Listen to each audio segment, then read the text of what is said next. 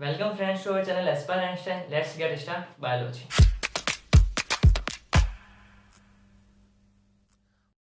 तो वेलकम आपका। पिछली क्लास में अपन ने पढ़ा था स्मॉल इंटेस्टाइन के बारे में। स्मॉल इंटेस्टाइन के अपन ने तीन पार्ट्स पढ़े थे, ड्यूडेनियम, जेजुनियम, इलियम। और वहाँ पे मैक्सिमम डाइजेशन होता है, मैक्सिमम एब्जॉर्प्शन होता है। उनके क्यों होता है, उनके रीजंस में बताया होता है। आज स्टार्ट करते हैं अपन की क्लास एलिमेंट्री कैनाल के लास्ट पार्ट के बारे में, लार्ज इंटेस्टाइन और एनस के बारे में। ठीक है, अब स्मॉल इंटेस्टाइन ओपन होते लार्ज इंटेस्टाइन में, जैसे स्टमक का last part pylorus small intestine के फर्स्ट पार्ट में ओपन हो रहा था ड्यूडेनियम के अंदर, और एक वॉल्व के जो ओपन हो रहा था, वैसे ही लार्ज इंटेस्टाइन का जो लास्ट पार्ट होता है, सॉरी स्मॉल इंटेस्टाइन का जो लास्ट पार्ट होता है इलियम, वो लार्ज इंटेस्टाइन के फर्स्ट पार्ट में ओपन होता है, जिसका नाम होता है सीकम। ठीक है, तो इलियम ओपन हो रहा है सीकम में, तो ऑब्वियसली यहाँ पर भी एक जंक्शन बनेगा, जिसको क्या बोलेंगे, इलियोसिकल जंक्शन। जंक्शन मतलब जहाँ पे दो चीज कनेक्ट हो रही है, स्मॉल इंटेस्टाइन का लास्ट पार्ट इलियम और लार्ज इंटेस्टाइन का फर्स्ट पार्ट सीकम, दोनों कनेक्ट हो, जो कनेक्टिंग पॉइंट होता है क्या बोलेंगे उसको, इलियोसिकल जंक्शन, ICJ, ये है, इसको बोलेंगे इलियोसिकल जंक्शन। और इसी इलियोसिकल जंक्शन के ऊपर एक वॉल्व लगा होता है, क्या बोलते हैं उसको, बॉहिन वॉल्व या इलियोसिकल वॉल्व, अपन पढ़ेंगे सीकम के अंदर। ठीक है, फिलहाल आता है अपन लार्ज इंटेस्टाइन के ऊपर, and segment of elementary canal. Alimentary canal का एंड सेगमेंट है, एंड पार्ट है। एक्चुअली इसको भी अपन इसके साथ पढ़ सकते हैं एनएस को, लेकिन इसको अलग से पढ़ रहे हैं अपन, तो इसको एंड सेगमेंट बोल सकते हैं। ठीक है, end segment of elementary canal. ठीक है, अगला अपन देखते हैं ileum opens into caecum by ileocaecal junction. मैंने बता दिया, स्मॉल इंटेस्टाइन का लास्ट पार्ट और लार्ज इंटेस्टाइन का फर्स्ट पार्ट दोनों कनेक्टेड होते हैं बाय इलियोसिकल जंक्शन, और वहां पर एक वॉल्व प्रेजेंट होता है, जिसको अपन बोलते हैं इलियोसिकल वॉल्व या बॉहिन वॉल्व। ठीक है, अगला इसका पॉइंट आता है E coli present here, bacteria present here. E coli bacteria यहाँ पर प्रेजेंट होता है लार्ज इंटेस्टाइन के अंदर। सिम्बायोटिक बैक्टीरिया होता है। ई कोलाई को लार्ज इंटेस्टाइन से न्यूट्रिशन मिलता है, शेल्टर मिलता है, रहने की जगह मिलती है, खाना मिलता है, और बदले में ई कोलाई लार्ज इंटेस्टाइन को फायदा पहुंचाता है in the process of digestion and absorption, और हार्मफुल बैक्टीरिया को डिस्ट्रॉय करने के लिए, और डाइजेशन और एब्जॉर्प्शन में के प्रोसेस में। ठीक है, तो सिम्बायोटिक कंडीशन बोलते हैं वो कंडीशन जहाँ पे दोनों एक दूसरे को फायदा पहुंचाएगा। सिंपल लैंग्वेज में बोलूं तो दोनों एक दूसरे को फायदा पहुंचाए, तो उन्हीं को क्या बोलते हैं, सिम्बायोटिक बैक्टीरिया। तो ई कोलाई एक सिम्बायोटिक बैक्टीरिया जो लार्ज इंटेस्टाइन के अंदर मैक्सिमम अमाउंट में प्रेजेंट होता है, और बैक्टीरिया हार्मफुल नहीं होते हैं। ज्यादातर बैक्टीरिया, मतलब ऐसे भी बैक्टीरिया होते हैं जो हार्मफुल है, जो अपन के लिए, बॉडी के लिए बहुत जरूरी हो, और उनके बिना ऐसे भी बैक्टीरिया जो डाइजेशन के प्रोसेस इतने अच्छे से नहीं हो पाए। ठीक है, तो एक बैक्टीरिया यहाँ पर आता है ई कोलाई, एस्केरिका कोलाई। ठीक है, अब बात है इसके मेन फंक्शन के बारे में। लार्ज इंटेस्टाइन का मेन फंक्शन क्या होता है, देखो स्मॉल इंटेस्टाइन तक जो भी डाइजेशन और एब्जॉर्प्शन होना था स्टमक से लेके स्मॉल इंटेस्टाइन जो पार्ट में, तो वहां पर वो हो चुका होता है, मैक्सिमम अमाउंट में हो चुका होता है। लार्ज इंटेस्टाइन का फंक्शन डाइजेशन और एब्जॉर्प्शन से रिलेटेड नहीं होता है। जो न्यूट्रिशन का डाइजेशन और एब्जॉर्प्शन होना था, जो कार्बोहाइड्रेट का, प्रोटीन का, उनके पहले डाइजेस्ट किया, मैक्सिमम डाइजेशन होगा स्मॉल इंटेस्टाइन के ड्यूडेनियम पार्ट के अंदर, फिर मैक्सिमम एब्जॉर्प्शन हुआ जेजुनम पार्ट के अंदर, फिर बचा कुछ कुछ हुआ वो इलियम पार्ट के अंदर हो गया। अब इसका फंक्शन क्या होता है लार्ज इंटेस्टाइन का, कि बॉडी के वाटर लॉस को कम करना। जो अपन के फूड के साथ वाटर प्रेजेंट है, वाटर के अमाउंट प्रेजेंट है, उसको मिनिमम करना। ठीक है, कम से कम बॉडी अपन के वाटर लॉस करो, ज्यादा से ज्यादा अपन बॉडी की वाटर होल्डिंग कैपेसिटी बढ़े। ठीक है, तो इसका एक फंक्शन होता है absorption of water and salt, और ऐसे कुछ सॉल्ट है जो अपन के स्मॉल इंटेस्टाइन तक डाइजेस्ट एब्जॉर्ब नहीं हो पाए, तो उनको एब्जॉर्ब करने का, उनको डाइजेस्ट करने का काम किनका होता है, लार्ज इंटेस्टाइन का। ठीक है, तो पहला फंक्शन क्या हो गया, एब्जॉर्प्शन। पहला मेन फंक्शन क्या हो गया, absorption of water and salt. ठीक है, बहुत बहुत बहुत कम अमाउंट में यहाँ पर डाइजेशन और एब्जॉर्प्शन का प्रोसेस होता है, 0.1%, 0.5% इतना ही होता है। ठीक है, मेन फंक्शन क्या होता है, absorption of water and salt. ठीक है, अगला इसका मेन फंक्शन होता है डिस्चार्जिंग द अनडाइजेस्टेड फूड। अब जितना डाइजेशन होना था स्मॉल इंटेस्टाइन तक मैक्सिमम अमाउंट में हो गया। अब जो अनडाइजेस्टेड फूड है, जो बॉडी के लिए यूजफुल नहीं है, जो पॉइजनियस है बॉडी के लिए, ठीक है, उनको बाहर एक्सक्रीट करना। ठीक है, उनको बाहर एक्सक्रीट करना थ्रू एनस, तो एनस तक ले जाने का काम किनका, उनको मतलब जो जो अपन फूड होगा सीकम में से होते हुए, सीकम से होते हुए, कोलोन से होते हुए, जो जो यूजफुल मटेरियल होगा वो एब्जॉर्ब होगा, जो जो वाटर होंगे वो, जो वाटर का अमाउंट होगा वो एब्जॉर्ब होगा, जो यूजफुल सॉल्ट्स होंगे वो एब्जॉर्ब होंगे, जो यूजफुल मिनरल्स होंगे वो एब्जॉर्ब होंगे। ठीक है, जो स्मॉल इंटेस्टाइन तक डाइजेस्ट एब्जॉर्ब नहीं हो पाए, वो फाइनली आगे क्या होंगे, लार्ज इंटेस्टाइन में, और फाइनली जो अनडाइजेस्टेड फूड होगा वो रेक्टम के थ्रू, एनएस के थ्रू बाहर निकल जाएगा। ठीक है, तो दो फंक्शन इसके अपन ने देखे, absorption of water and salt, और दूसरा फंक्शन अपन ने देखा रिमूवल ऑफ अनडाइजेस्टेड फूड, जो पॉइजनस जो अनडाइजेस्टेड फूड है उनको अपन के बॉडी से एक्सक्रीट करना, बाहर निकालना। ठीक है, अब एक कंडीशन आती है डायरिया की। तो डायरिया की कंडीशन क्या होता है, हॉवेल इन्फेक्शन हो जाता है। एक मतलब जो कुछ इन्फेक्टेड कुछ ऐसे बैक्टीरिया होता है, जैसे एक एग्जांपल आता है इसका इसका क्लोस्ट्रीडियम। ठीक है, तो क्लोस्ट्रीडियम होता है जो गैस्ट्रोइंटेस्टाइनल ट्रैक्ट के अंदर वो वहां पर प्रेजेंट अपन के फूड के थ्रू, अपन के वाटर के थ्रू अपन के स्टमक इंटेस्टाइन के अंदर चले जाते हैं, और जो लार्ज इंटेस्टाइन की वाटर होल्डिंग कैपेसिटी होती है उसको कम कर देते हैं। तो फिर क्या होता है, अपन के फीकल मटेरियल के थ्रू वाटर का अमाउंट ज्यादा जाता है और बॉडी के अंदर वाटर लॉस हो जाता है। ठीक है, तो इससे इन्फेक्शन को क्या बोलते हैं, बॉवेल इन्फेक्शन। ठीक है, और क्योंकि इसको पूरे ट्रैक्ट को क्या बोलते हैं, बॉवेल ट्रैक्ट या गैस्ट्रो सॉरी इंटेस्टाइनल ट्रैक्ट। ठीक है, तो यहाँ पर जो हो जाता है, यहाँ पर जो बैक्टीरिया आ जाता है, एग्जांपल फॉर एग्जांपल क्लोस्ट्रीडियम, उनकी वजह से इसकी वाटर होल्डिंग कैपेसिटी कम हो जाती है, तो अपन को एक डिजीज हो जाती है जिसको बोलते हैं डायरिया। ठीक है, स्टार्ट करते हैं अगला पार्ट इसका। सीकम मैंने बता दिया, इलियम स्मॉल इंटेस्टाइन का लास्ट पार्ट इलियम और लार्ज इंटेस्टाइन का फर्स्ट पार्ट सीकम, दोनों कनेक्ट होंगे, एक जंक्शन बनेगा इलियोसिकल जंक्शन, और वहीं पर वॉल्व प्रेजेंट होकर जिसका नाम होगा इलियोसिकल वॉल्व या बोहिन वॉल्व। ठीक है, और जहां पर भी वॉल्व, जहां पर भी स्फिंक्टर प्रेजेंट होगा, फंक्शन एक ही होगा कि भाई उसका बैकवर्ड मूवमेंट को रोकना। जो अपन का अनडाइजेस्टेड फूड है वो आगे की तरफ मूव करे, वापस वो पॉइजनस फूड वापस पीछे ना आ जाए। तो यहाँ पर क्या लगा होता है, एक वॉल्व जिसको क्या बोलते हैं, इलियोसिकल वॉल्व या बोहिन वॉल्व। ठीक है, क्या बोलते हैं, इलियोसिकल वॉल्व या बोहिन वॉल्व। ठीक है, अब सिकम की बात है तो ये ह्यूमन के अंदर इतना डेवलप नहीं होता है, वेल डेवलप्ड होता है रैबिट के अंदर। ऐसा क्यों होता है, क्योंकि सिकम से या इलियोसिकल जंक्शन या सिकम से 2 सेंटीमीटर बिलो एक वेस्टिजियल ऑर्गन होता है जो अभी अपन के अंदर प्रैक्टिकली फंक्शनल नहीं होता है, जिसको बोलते हैं अपन अपेंडिक्स। मैंने आपको बता रखा है। ठीक है, तो अपेंडिक्स अपन के अंदर वेस्टिजियल है, तो ये अपेंडिक्स जनरली जो हर्बीवोरस एनिमल्स होते हैं उनके अंदर ज्यादा एक्टिव होता है, अपन के अंदर इतना ज्यादा एक्टिव, नॉर्मल डीएक्टिव बोल सकते हैं, डीएक्टिव होता है। ठीक है, तो अपेंडिक्स यहाँ से एंजाइम्स रिलीज करता है सीकम के अंदर, और सीकम के अंदर क्या करता है, जो जो जो घास वास वगैरह होती है उनको डाइजेस्ट एब्जॉर्ब करने में काम आता है। तो अपेंडिक्स से अपन के अंदर वेस्टिजियल है, तो ये ना तो एंजाइम को सीक्रेट करेगा, तो ना वहाँ पे कोई डाइजेशन एब्जॉर्प्शन का फंक्शन होगा। तो सीकम इतना डेवलप ह्यूमन के अंदर नहीं होता, वेल डेवलप किसके अंदर होता है, रैबिट के अंदर। ठीक है, अब सिस्टम का फंक्शन क्या होता है, एक ही फंक्शन होता है जो लार्ज इंटेस्टाइन का फंक्शन होगा, वो इसका भी फंक्शन होगा कि भाई डाइजेशन, वाटर का एब्जॉर्प्शन करना, और यहाँ पर भी बहुत कम अमाउंट में डाइजेशन होता है फूड का, जो स्मॉल इंटेस्टाइन तक नहीं हो पाया है वो यहाँ पर आके होता है। ठीक है, अगला देखिए कि ये ब्लाइंड सैक कहा गया है। इसको ब्लाइंड सैक क्यों कहा गया है, कि मतलब इसका एक एंड जो है ये इलियम से वहां से तो ओपन होता है, लेकिन जो अगला एंड होता है ना वो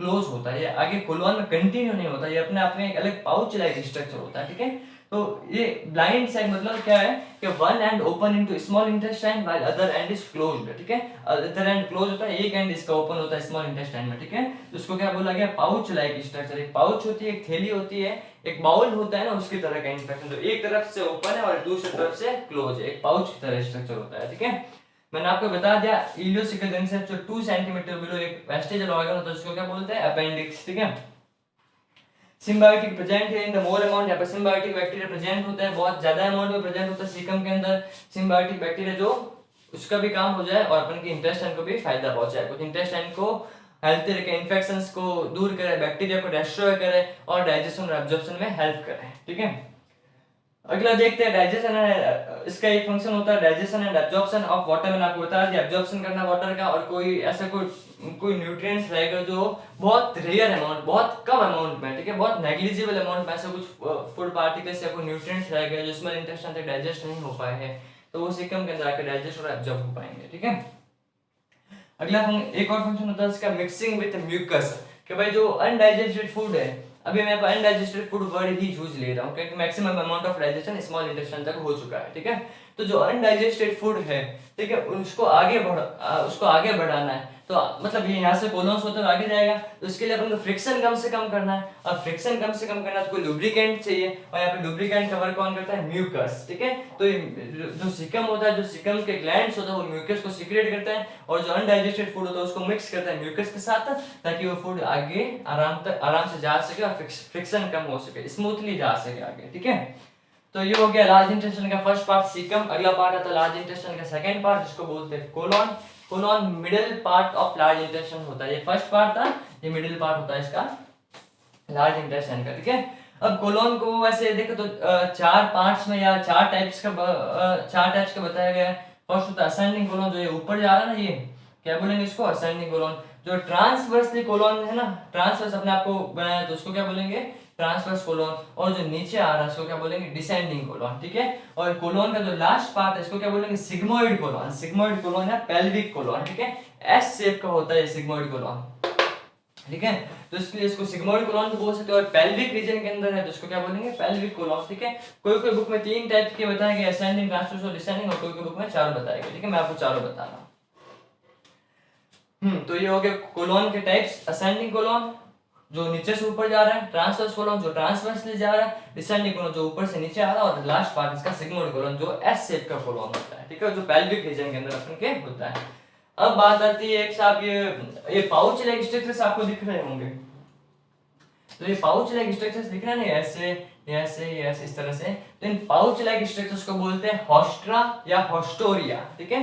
आरबीएससी के अंदर हॉस्टोरिया वर्ड यूज किया हुआ है, तो इसको क्या बोलते हैं, हॉस्ट्रा, ठीक है। अब ये बनते कैसे, बनते ऐसे है कि जैसे ये पूरा एक मस्कुलर स्ट्रक्चर है, तो इसके अंदर से 3 बैंड से पास होता है। मस्कुलर को बैंड एक थ्रेड लाइक स्ट्रक्चर आप मान सकते हो, तो मस्कुलर बैंड से बहुत टाइटली पास होता है। तो जैसे इसके अंदर से बैंड पास होता है तो ये एक फोल्ड लाइक स्ट्रक्चर अपने आप में बना लेता है। फॉर एग्जाम्पल जैसे कोई कोई क्लोथ है, उसके अंदर से अपन को कोई सुई से अपन को कोई धागा अंदर डालना है, तो जैसे जैसे धागा अपन अंदर डालेंगे वैसे वैसे उसके अंदर फोल्ड आते जाएंगे। तो इसी तरह से यहाँ पर होता है। कैसे, जैसे ये एक धागे की तरह इसको मान सकते हैं, एक मस्कुलर बैंड से, ठीक है। तो जैसे जैसे इसके अंदर मस्कुलर बैंड से एक टाइट टेंशन क्रिएट करता है, वैसे वैसे इसके अंदर ऐसे ऐसे पाउच लाइक स्ट्रक्चर बनते जाता है, अपने आपको फोल्ड करता जाता है, ठीक है। इससे क्या होता है, इसका एब्जॉर्प्शन एरिया बढ़ जाता है, इसका एरिया बढ़ जाता है लार्ज इंटेस्टाइन का, तो ज्यादा अमाउंट में अपन का अनडाइजेस्टेड फूड आगे बढ़ पाएगा और ज्यादा अमाउंट में वाटर का एब्जॉर्प्शन हो पाएगा, ठीक है। तो इन जो ये 3 मस्कुलर बैंड्स होते हैं जिसकी वजह से पाउच लाइक स्ट्रक्चर्स बनते हैं, इनको क्या बोलते हैं, टेइनिया कोलाई। और जो पाउच लाइक स्ट्रक्चर क्या बोलते हैं, हॉस्ट्रा। और जो ये मस्कुलर बैंड्स इनको क्या बोलते हैं, टेइनिया कोलाई, ठीक है। तो यहाँ पर ये लिखा हुआ है, the longitudinal muscular forms 3 ribbon like bands called taenia coli, and due to the presence of it pouch like structure form which is known as hostra and which increase the area of large intestine, ठीक है। हो गया यहाँ तक। और मैंने आपको ये पॉइंट बता दिया था, ascending colon, transverse colon, descending colon और सिग्मोइड कोलोन। सिग्मोइड कोलोन क्या करता है, फीकल मटेरियल को आगे पहुंचाने का काम करता है। वैसे सब पहुंचाता है, टेम्परेरी स्टोर भी रहता है सिग्मोइड कोलोन के अंदर, ठीक है। अगला पार्ट आता है इसका रेक्टम पार्ट। रेक्टम पार्ट जो होता है ये एंड पार्ट होता है लार्ज इंटेस्टाइन का, ठीक है। मस्कुलर रीजन होता है, ऑब्वियसली पूरे इंटेस्टाइन में मस्कुलर होता है, ये भी मस्कुलर ही होगा। अगला एक पॉइंट इसके बारे में ध्यान रखना कि storage chamber of faecal material होता है। यहाँ तक जितना आपके सिग्मोइड कोलोन तक जितना डाइजेशन होना था, जितना एब्जॉर्प्शन होना था, सब कुछ हो रखा। अब वो फीकल मटेरियल बन चुका है, वो अनडाइजेस्टेड पॉइजनस मटेरियल बन चुका है, ठीक है। तो अब क्या होगा, अब उसको ना तो कोई डाइजेशन होगा ना कोई एब्जॉर्प्शन होगा। जितना माल उससे निकालना था सब निकाल दिया। अब जो वेस्ट मटेरियल हो वो कहाँ पर स्टोर होगा, टेम्परेरी रेक्टम के अंदर। जैसा उनका यूरिन स्टोर होता है यूरिनरी ब्लैडर के अंदर टेम्परेरी, वैसे ही जो अनडाइजेस्टेड फूड मटेरियल होता है वो टेम्परेरी कहाँ स्टोर होगा, रेक्टम के अंदर। और रेक्टम से होते हुए एनल कैनाल से होते हुए अपन के अंदर सिग्नल्स आएंगे, हार्मोनल चेंज होंगे और एनएस के थ्रू वो बाहर निकल जाएगा, ठीक है। तो ये हो गया अपन के रेक्टम। यहाँ पे मैंने आपको ये चीज बताई है, ये राइट कॉलिक फ्लेक्सर बोलते हैं, इसको लेफ्ट कॉलिक फ्लेक्सर बोलते हैं। वो पार्ट जहाँ से असेंडिंग कोलोन ट्रांसवर्स कोलोन के अंदर कन्वर्ट हो रहा है, वहां से जहाँ से असेंडिंग कोलोन ट्रांसवर्स कोलोन के अंदर मुड़ रहा है, जो ये जो इसकी जो होता है ना वो मोटाई वाला पार्ट होता है ना, इसको क्या बोलते हैं, राइट कॉलिक फ्लेक्सर। फ्लेक्सर मतलब जो टर्न ले रहा है, ठीक है, जो टर्निंग पॉइंट होता है उसको क्या बोलते हैं, राइट कॉलिक फ्लेक्सर। जो राइट साइड के अंदर, यहाँ पे मैं खड़ा हूँ, देखो ये इसका राइट साइड और मेरा भी राइट साइड, ठीक है। और ये लेफ्ट कॉलिक फ्लेक्सर जो लेफ्ट साइड के अंदर है, ठीक है। तो जहां से टर्न ले रहा है intestine, ascending colon transverse colon के अंदर टर्न ले रहा है तो उसको क्या बोलेंगे, राइट कॉलिक फ्लेक्सर। और ट्रांसवर्स कोलोन डिसेंडिंग कोलोन के अंदर टर्न ले रहा है उसको क्या बोलेंगे, लेफ्ट कॉलिक फ्लेक्सर, ठीक है। अब पढ़ते हैं अपन इस एलिमेंट्री कैनाल के लास्ट पार्ट के बारे में, जिसको अपन बोलते हैं एनस या एनल कैनाल, ठीक है। जहां से अपन का डाइजेस्टेड फूड मटेरियल अपन के बॉडी से बाहर निकल जाता है, ठीक है। तो एनएस एनल कैनाल के बारे में पढ़े तो रेक्टम तक आया अनडाइजेस्टेड फूड मटेरियल, वहां से एनल कैनाल तक आएगा, फिर कहां से एनएस के थ्रू बाहर निकल जाएगा। यहाँ पर मेन बात अपन को यही ध्यान रखनी है कि यहाँ पर 2 स्फिंक्टर प्रेजेंट होता है। स्फिंक्टर का मतलब क्या होता है, उसके बैकवर्ड मूवमेंट को रोकता है, ठीक है। तो एनल स्फिंक्टर दो प्रेजेंट होता है, एक इंटरनल होता है थोड़ा और एक एक्सटर्नल ही होता है, ठीक है। जो इंटरनल एनल स्फिंक्टर होता है ना वो कैसा होता है, इनवॉलंटरी इन नेचर, ठीक है। और जो एक्सटर्नल एनल स्फिंक्टर होता है वो कैसा होता है, वॉलंटरी इन नेचर। अब इनवॉलंटरी, वॉलंटरी क्या, इनवॉलंटरी का मतलब जो अपन के कंट्रोल में नहीं हो, मतलब एक बार अगर यहाँ तक वो आ गया, फिकल मटेरियल यहाँ तक आ गया तो इनवॉलंटरी यहाँ तक तो अपने आप आएगा, यहाँ तक अपन कुछ नहीं कर सकते। लेकिन अब यहाँ तक आकर अपन की बॉडी में एक प्रेशर बनना एक प्रेशर क्रिएट होना स्टार्ट हो जाएगा, ठीक है।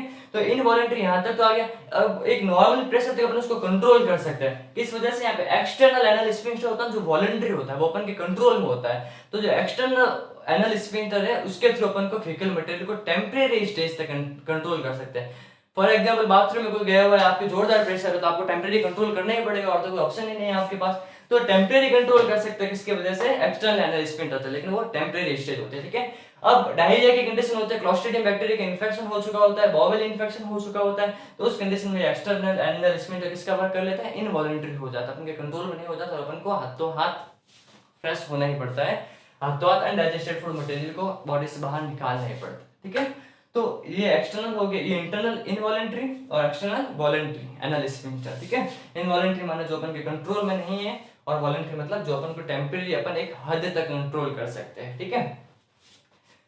जैसे इनवॉलंटरी का एग्जांपल अपन हार्ट बीट का अपन कुछ कंट्रोल नहीं कर सकते, और वॉलंटरी का एग्जांपल जैसे अपन के हाथ हो गया, अपन हाथ कंट्रोल कर पा रहे हैं, तो यस वैसे इस तरह से, ठीक है। तो ये हो गया अपन के एलिमेंट्री का ना, यहाँ पर कंप्लीट होती है। अगली क्लास में अपन मिलेंगे गैस्ट्रिक ग्लैंड्स के साथ। तो पढ़ते रहिए, समझते रहिए, कोई डाउट हो तो पूछते रहिए। Thank you.